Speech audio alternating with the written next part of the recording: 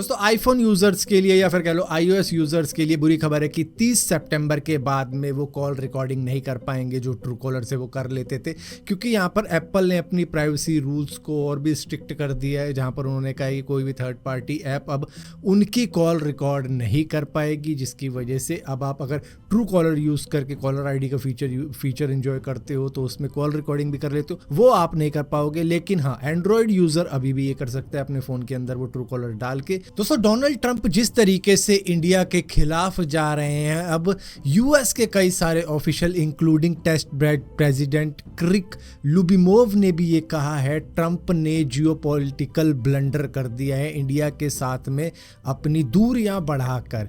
इस तरीके की चीजें इंडिया के साथ में कतई नहीं करनी चाहिए थी यूएस को, क्योंकि अगर हम चाइना के खिलाफ जा रहे हैं तो एटलीस्ट हमें इंडिया के साथ रहना चाहिए था, लेकिन हम इंडिया के भी खिलाफ जा रहे हैं, हम चाइना के भी खिलाफ जा रहे हैं।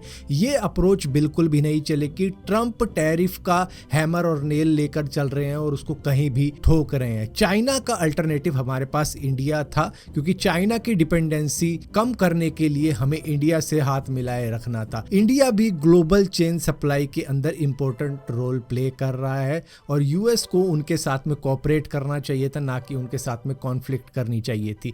इंडिया एक ऐसी कंट्री है जो कि लॉन्ग टर्म थिंकिंग वाली कंट्री है, वो लंबी दूरी का सोचते हैं, तो ट्रंप के ये 4 साल उनके लिए एक बहुत ही छोटी सी दिक्कत रहने वाले हैं। दरअसल ट्रंप ने 1 अगस्त को 25% का टैरिफ लगा दिया इंडिया के सभी प्रोडक्ट्स के ऊपर। इसी के साथ साथ रशिया से इंडिया तेल ले रही थी, वेपन ले रही थी, तो उसके ऊपर भी पेनल्टी लगा दी और इसी के साथ साथ 6 इंडियन कंपनियों को और सैंक्शन लगा दिया इन्होंने ईरान से पेट्रोकेमिकल लेने पे। तो इस तरीके की चीज़ें बिल्कुल भी सही नहीं थी इंडिया के साथ में। यहाँ पर थोड़ी बहुत बातचीत डिप्लोमेसी दिखानी चाहिए थी। इसी के साथ साथ यहाँ पर पीयूष गोयल जी ने भी एक बात कही है कि इंडिया डेड इकॉनमी नहीं है, क्योंकि डोनाल्ड ट्रंप ने कह दिया कि रशिया और इंडिया तो एकदम डेड इकॉनमी है। जहाँ पर पीयूष गोयल ने उसका जवाब देते हुए पार्लियामेंट के अंदर कहा है कि हम फास्टेस्ट ग्रोइंग मेजर इकॉनमी है और इसी के साथ साथ ग्लोबल ग्रोथ के अंदर हमारा 16% कंट्रीब्यूशन है। इसी के साथ साथ हम उन टॉप 5 इकोनॉमी में आते हैं जिसमें यूएस चाइना भी शामिल है। दोस्तों एक बॉयफ्रेंड ने अपनी गर्लफ्रेंड से रिवेंज लेने के लिए इंस्टाग्राम पर एआई की मदद से अपनी ही एक्स गर्लफ्रेंड की फोटो डालनी शुरू कर दी, जो कि उनका नाम बेबी डॉल अर्ची रखा उसने इंस्टाग्राम पे। जिसके बाद में उनकी कुछ इस तरीके की पिक्चर डालने लगा, जिससे कि अचानक से ही फॉलोअर बढ़ने लगे उस पेज के और वो अपनी गर्लफ्रेंड की और वीडियोस फोटो वगैरह डालने लगा, जिस पर 14 लाख फॉलोवर हो गए कुछ ही दिन में, सिर्फ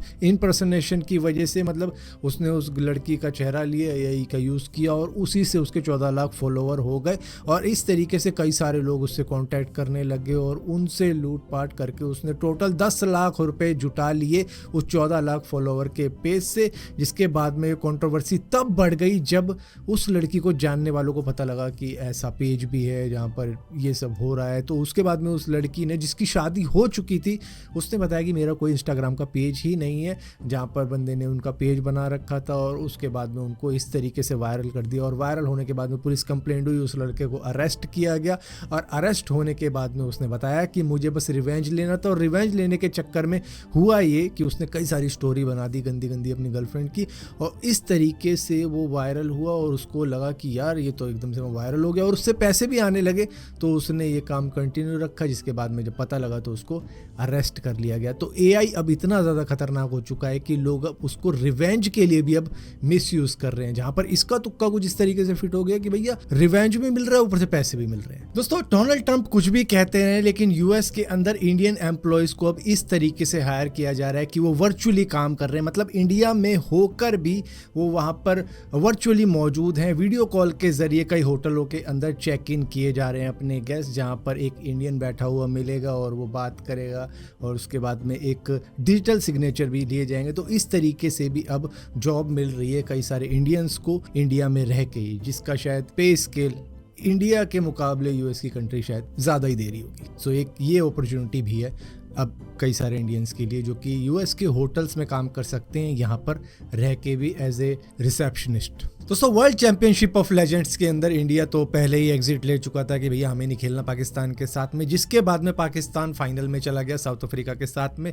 और वहां पर इन दोनों का मैच हुआ जहां पर 195 रन बनाए पाकिस्तान ने 5 विकेट के लॉस के साथ। लेकिन उसी मैच को साउथ अफ्रीका ने 9 विकेट से जीत लिया क्योंकि यहाँ पर सिर्फ एक जना ही आउट हुआ था। AB डिविलियर्स ने 60 बॉलों के अंदर इसमें 120 रन मारे, जिसकी वजह से पाकिस्तान बिल्कुल ही पस्त पड़ गया। 12 चौके 7 छक्के, और वैसे ही जैसे खेलते हैं भी डिविलियर्स वैसे ही उन्होंने खेला और इस मैच को 19 बॉल पहले ही खत्म करके रख दिया, जिससे कि हताश पाकिस्तान की टीम बस देखती रह गई। लेकिन यहाँ पर साउथ अफ्रीकन प्लेयर्स के लिए एक खुशी की बात रही होगी कि किसी भी वर्ल्ड लीग के अंदर जिसमें दुनिया भर की टीमें शामिल है वो कभी नहीं जीते थे, कोई भी वर्ल्ड कप आज तक नहीं जीते। लेकिन फाइनली ये वही प्लेयर थे जो आज तक कुछ भी नहीं जीते थे, अब एक वर्ल्ड चैंपियनशिप जीत गए जो कि लेजेंड्स की थी। और यहीं पर दोस्तों WCL के फाइनल हो जाने के बाद में जब WCL के ओनर हर्षित तोमर से बात चल रही थी, करिश्मा कोटक की जो कि एंकर थी, उन्होंने पूछा कि इसको आप अब किस तरीके से सेलिब्रेट करोगे, मतलब ये जब टूर्नामेंट पूरी तरीके से सक्सेसफुल हो गया। हालांकि इंडिया फाइनल में होती शायद और ज़्यादा मजा आता और भी ज़्यादा क्राउड आता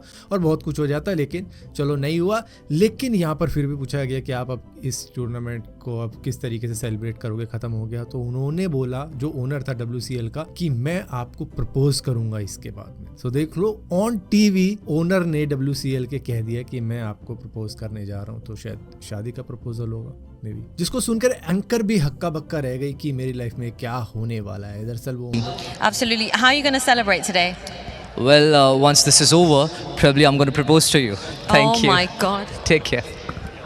Okay, back to you. दोस्तों बिहार के अंदर अवाडा ग्रुप करीबन 5,000 करोड़ रुपए की इन्वेस्टमेंट करने वाला है 1 गीगावाट की रिन्यूएबल एनर्जी प्रोजेक्ट के लिए, जो कि शायद सोलर पैनल के ही होंगे। लेकिन एक वीडियो मैं आपको दिखाना चाहता हूँ, बिहार के अंदर कुछ इस तरीके की भी चीजें हो रही हैं कि मतलब वहां पर ब्रिज बनाया गया और उस ब्रिज पर बढ़िया बढ़िया लाइटें लगाई गई, और उसी के साथ साथ उस लाइटों की चोरी ना हो जाए तो उसके लिए केज भी बनाया गया।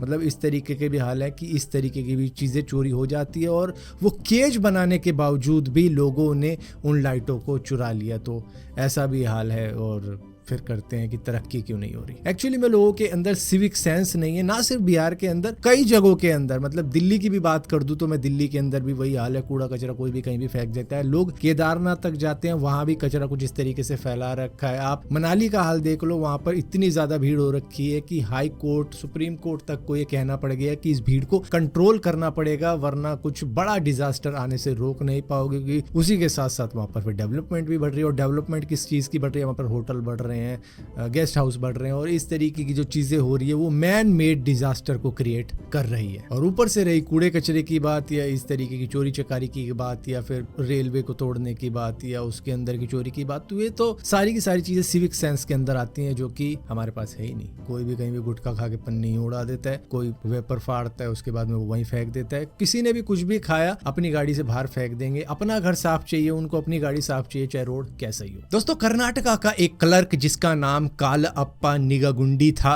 वो 15,000 रुपए की सैलरी पर था, लेकिन उसके पास में 30 करोड़ रुपए की प्रॉपर्टी थी। कहां से आई किसी को मालूम नहीं। दरअसल ये Karnataka rural infrastructure development limited के अंदर काम किया करता था। इसके ऊपर शक की बिना पर लोकायुक्त ने रेड कर डाली, जहां पर इसके घर पर 24 घरों की डॉक्यूमेंट, 4 प्लाट, 40 एकड़ जमीन, 350 ग्राम सोना, 1.5 किलो चांदी, 4 गाड़ियां बरामद होती है। टोटल मिलाकर 30 करोड़ की प्रॉपर्टी इसके पास से मिली है, जो कि इसने अपने भाई, अपने रिश्तेदारों, अपने वाइफ के नाम पर कर रखी थी, ताकि इस पर शक ना जाए कि ये इतना ज्यादा अमीर है 15,000 रुपए की सैलरी पर ही।